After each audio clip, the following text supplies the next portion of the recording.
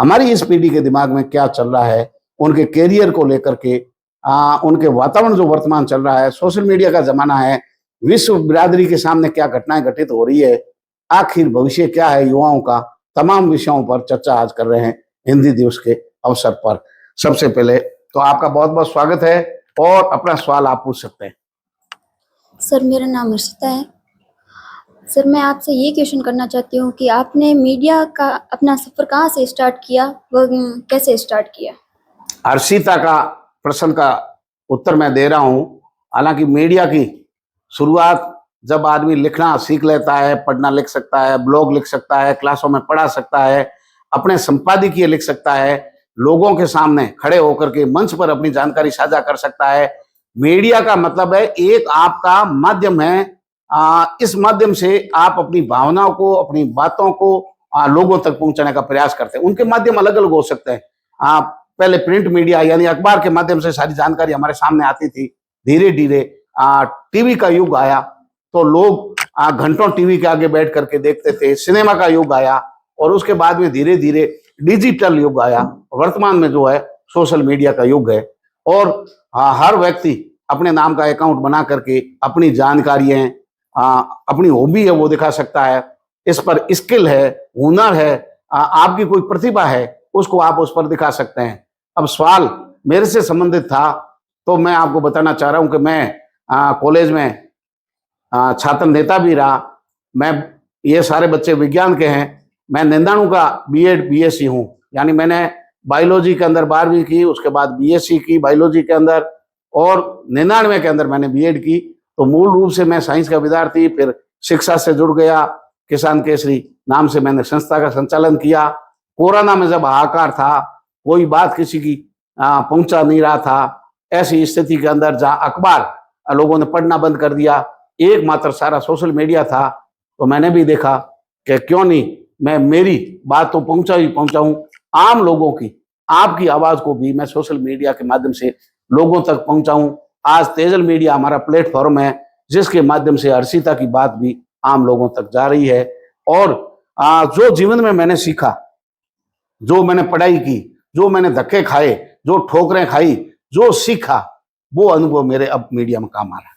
ये बड़ी बात है, जीवन में सीखी हुई बातों को। सर, कैमरे को आपने फेस कैसे किया? कोई लोग हिचकिचाते हैं। मैं कॉलेज के समय में छात्र नेता था तो भाषण देता लोगों के सामने, लोगों को फेस करना तो पहले से ही था। क्लास के अंदर जैसे खेत सिंह जी क्लास ले रहे हैं तो ये क्लास के सामने बोल रहे हैं, विषय को याद करके जा रहे हैं, ऐसे ही मैं सब्जेक्ट की पूरी तैयारी करता हूँ। और कैमरे का फेस तो मैं हमेशा ही करता रहा हूँ। मीडिया के सामने हम बाइट देते थे, किसी आंदोलन में आंदोलन हड़ताल प्रदर्शन होता तो वहां पहले जाकर के बोलते थे, बाइट उस पर होती। लिखने का मेरा शौक था और बच्चों की क्लास के सामने बड़े बड़े मंचों में मैं जाता था, लोग मुझे कार्यक्रमों में बुलाते थे तो एक धारा प्रवाह भाषण देते थे। और इसकी थोड़ी भाषा शैली अलग प्रकार की होती है।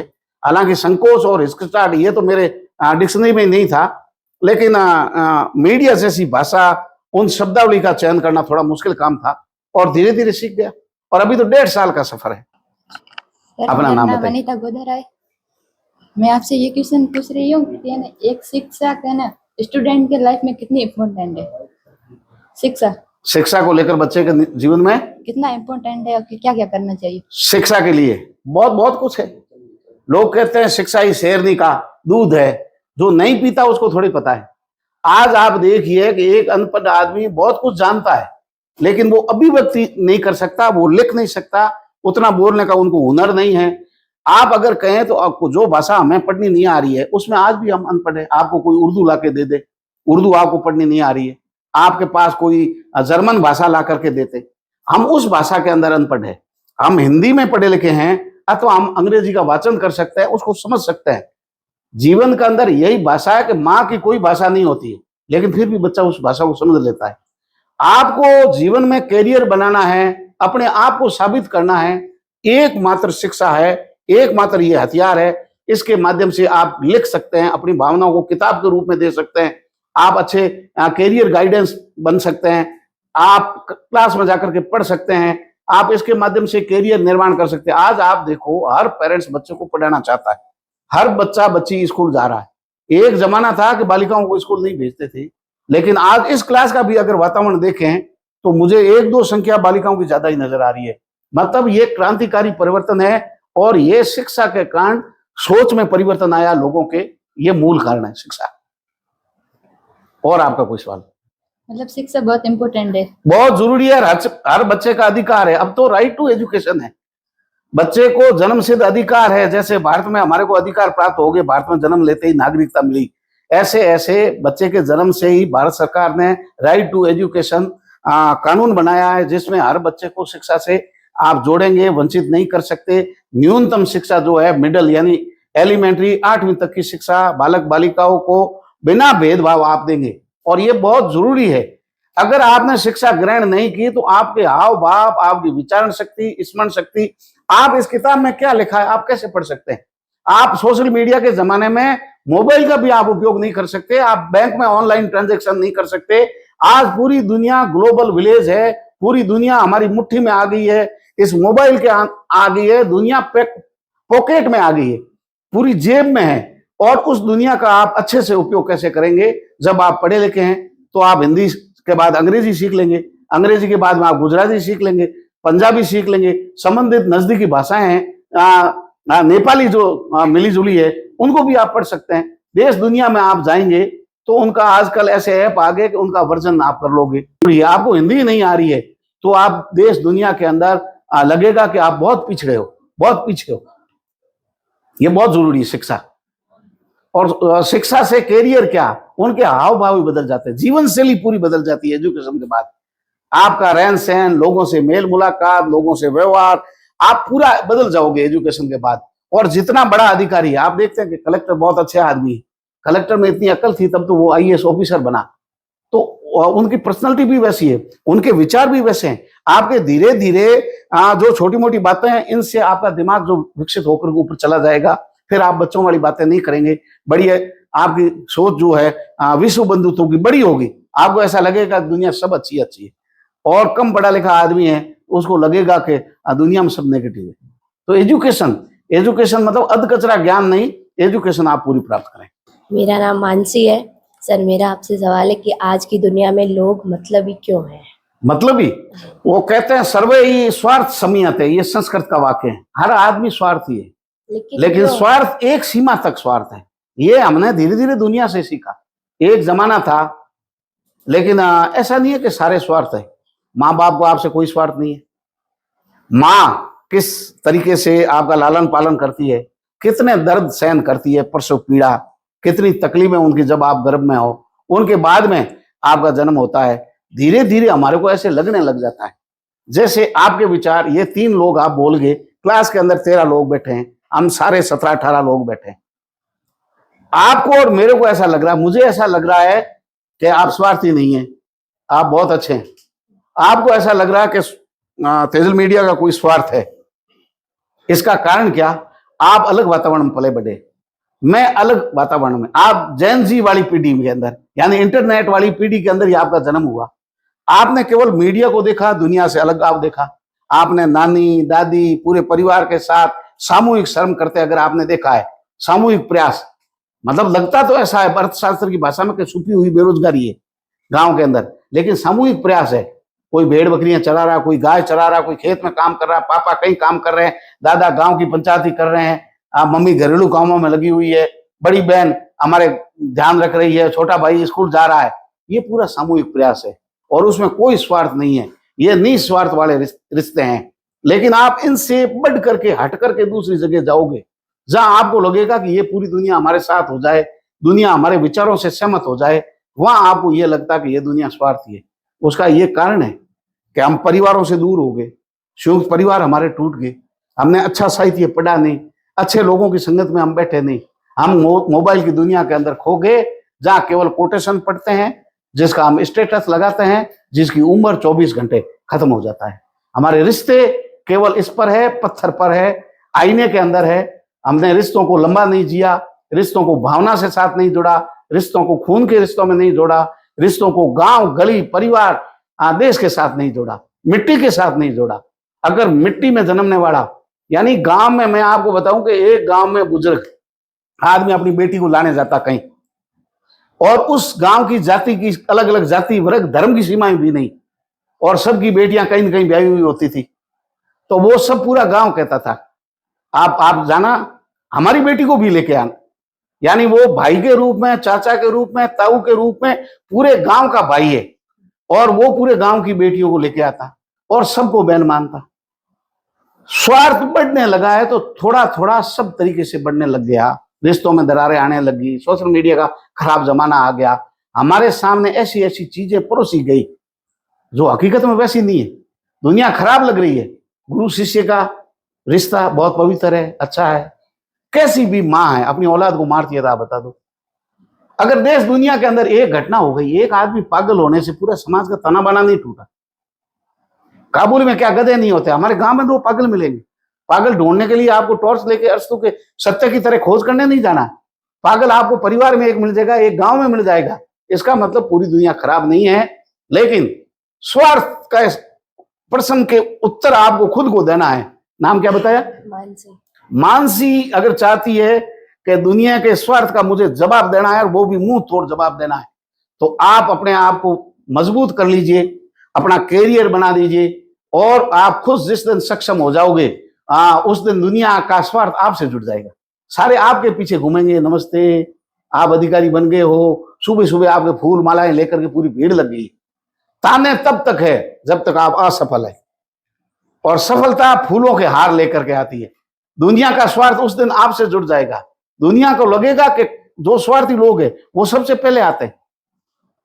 जो स्वार्थी लोग गांव में आपका विरोध कर रहे हैं, आज स्कूल नहीं भेजना है, आपको बिना मांगे ज्ञान बांट रहे हैं, राय दे रहे हैं, ज्ञानचंद रायचंद बने हुए घूम रहे हैं, वो शाम से पहले आएंगे। आपके मम्मी पापा भाई जहां जहां आप स्कूल में पढ़े उन सबको फोन करें, अरे सॉरी नौकरी लाग गई, वो भुरटियम बच्ची अभी रग्बी में गई है, तो अब सारा गांव उनके घर जा रहा है।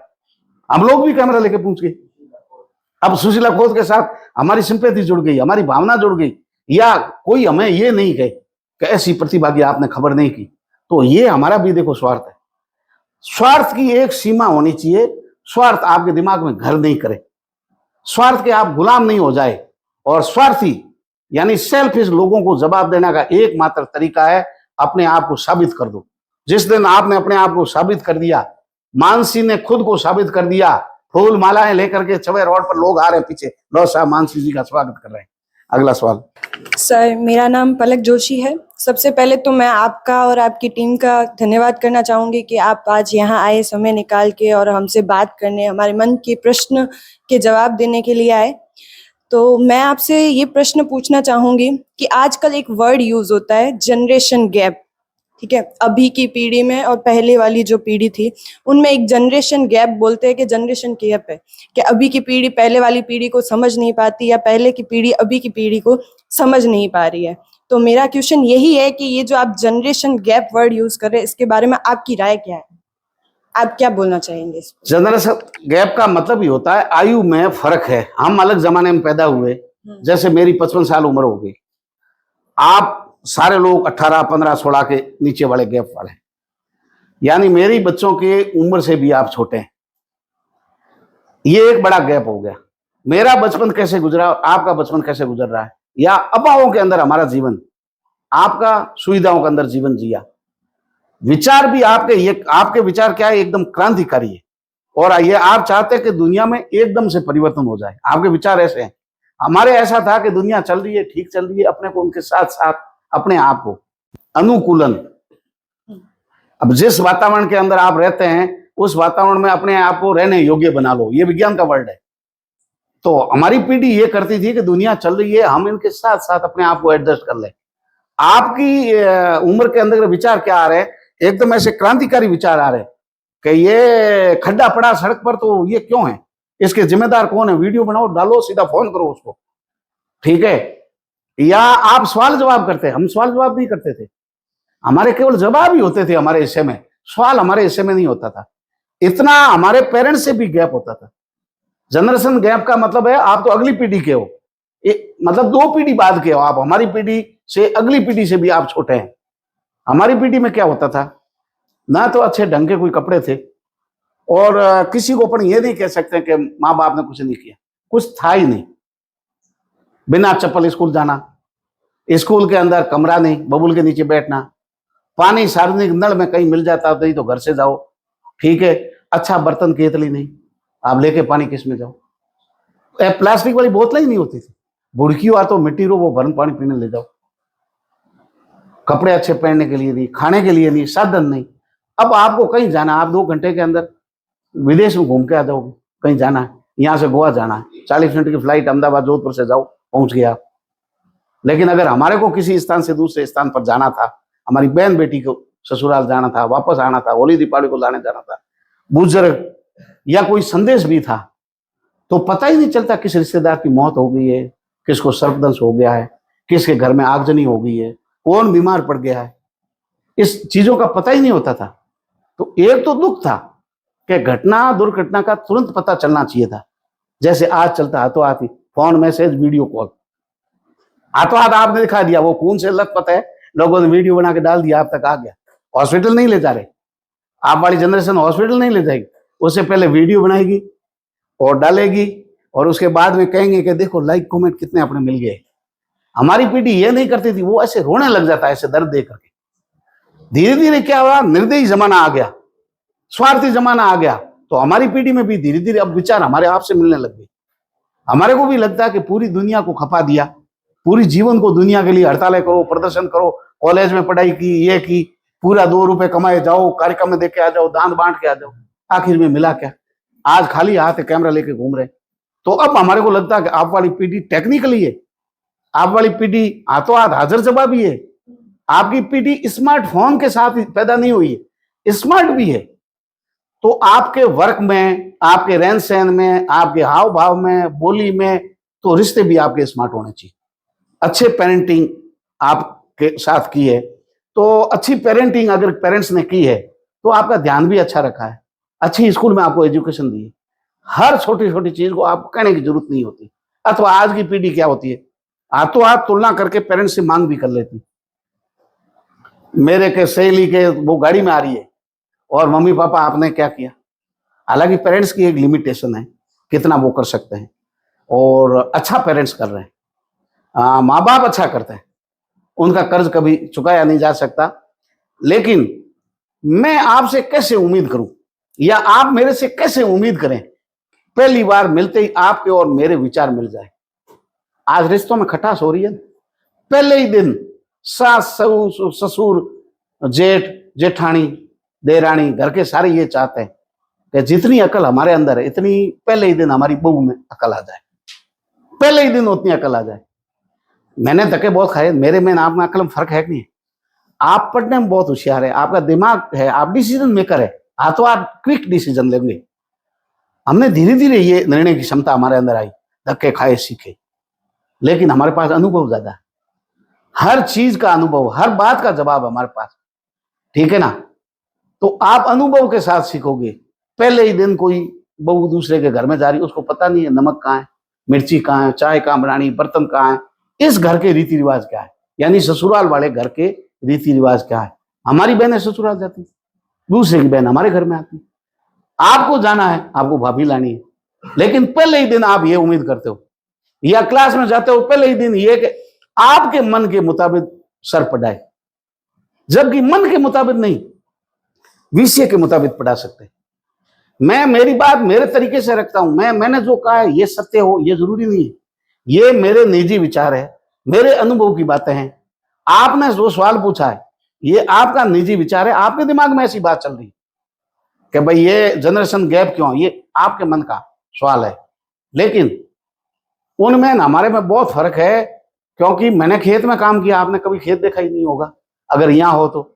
और अगर आप गांव में भी पैदा होगे तो मुझे नहीं लगता कि आपको कभी खेत में ज्यादा काम करने की जरूरत पड़ी, क्योंकि आपको स्कूल भेज दिया, आप कोचिंग भेज दिया, आपको हॉस्टल में भेज दिया, और पेरेंट्स को एक ही उम्मीद है आपसे कि हमारी पीठी तो बहुत मजबूत है, बिना चप्पल अजी चलना पड़ा, कपड़े जैसे चला लेते हैं, भूखे प्यासे चला देते हैं, पैदल चल लेते हैं, रामदेव जाओ कहीं नहीं है, पतो कर लो कि भेजिए कि नहीं भेजिए। आपकी पीढ़ी, यानी आप अंदाजा लगाइए कि आज से 10 साल बाद आप नौकरी लगेंगे या आप पेरेंट्स बनेंगे, उसके बाद आप पर जिम्मेदारियां आएगी, तब जमाना कैसा होगा आप कल्पना ही नहीं कर सकते। तब उस जमाने के साथ कदम से कदम मिला करके आपको आगे बढ़ना है, तो अपने आप को मजबूत करना होगा। इस समय की परिस्थितियों से आपको लड़ना होगा। वर्तमान में क्या हो रहा है, भूतकाल में आप रोगे तो वर्तमान भी आप खोदोगे। भविष्य की नींव वर्तमान पर आधारित होती है। आपको अपना भविष्य का निर्माण करना है तो आज समय जाया नहीं करना है। आज आप टक्कर देते हुए चलो। हमारा जमाना गया, आपको टक्कर देना कि सोशल मीडिया पर क्या कंटेंट देखना है, क्या नहीं देखना है। आपका पड़ोसी कितनी स्मार्टनेस के साथ तैयारी कर रहा है, वो आगे चल रहा है, कौन से नोट्स ला रहा है, कौन सी कोचिंग में जा रहा है, वो क्या कर रहा है, आप क्या करें कि उससे आगे निकल जाए। ये दुनिया मैराथन है, इसके अंदर हजारों लोग दौड़ रहे हैं। मैराथन जीतता तो एक है, लेकिन दौड़ने वाले कितने हैं? लेकिन वो सारे हार नहीं रहे, वो कंपटीशन में बराबर दौड़ रहे हैं। वो कोई सेकंडों का फासला है, 10 सेकंड का, मिनट के फासले से कोई नहीं आ रहा है। आप पॉइंटों के अंदर नौकरी में पीछे रह रहे हैं। तब आपकी स्मार्टनेस ये है, और यही जनरेशन गैप है कि ना तो हमारी बुजुर्ग पीढ़ी को आप पर विचार थोपने चाहिए, आपके विचारों का सम्मान करना चाहिए, आपकी भावना का सम्मान करना चाहिए, और नहीं आपको यह कहना चाहिए कि बुजुर्ग पीढ़ी के पास कुछ नहीं था, हमारे पास अनुभव का खजाना है, हमने धक्के खाए हैं, ठोकरें खाई है, और ठोकरें खाने से सीखा है। यानी आपके जन्म, यानी आप ये कॉपी बिल्कुल कोरी लेके आते हो, इस पे कुछ नहीं होता रजिस्टर के अंदर, लेकिन 1 महीने के बाद में पूरी नोट से भर जाती है। इन्हीं में से सवाल आकर के आपका कैरियर बनता है। आप अभी तक कितना है, आपका आधा रजिस्टर भी नहीं भरा है, और हमारे तो सारे रजिस्टर भर के डायरी हमने जमा करा दी। अब उस पर लोग अध्ययन करेंगे, लेकिन जीवन का एक असूल जरूर होना चाहिए। आप मानव जीवन में आए हो, मरने से पहले कुछ ऐसा करके जाओ कि आपको पीढ़ी याद करे। एक आध काम आपके करो। आपने जन्म ले लिया, आप गरीब घर में पैदा हो गए, जन्म के साथ सारे बच्चे एक जैसे हैं। गरीब घर में मैं भी पैदा हुआ, हर कोई गरीब घर में, लेकिन जिंदगी पूरी निकालने के बाद में आप गरीबाई में मर रहे हो, ये कपूत है आप। अगर आप सपूत हैं, गरीबाई में जन्म हो गया, मरेंगे तो करोड़पति बनकर के मरेंगे। मरेंगे उस दिन 4 लोग बुलाने नहीं पड़ेंगे, बल्कि हजारों आएंगे अंतिम संस्कार के अंदर, और लोग कहेंगे वाह क्या मसीहा था, चला गया। घर परिवार रिश्तेदार नहीं, पूरा गांव रोए। तो ये आपकी जिंदगी है। ऐसा करके जाओगे तो आपकी पीढ़ी हमारी पीढ़ी से भी आगे निकल जाएगी। स्मार्ट पीढ़ी आपकी, इसमें कोई दो राय नहीं है। Thank you.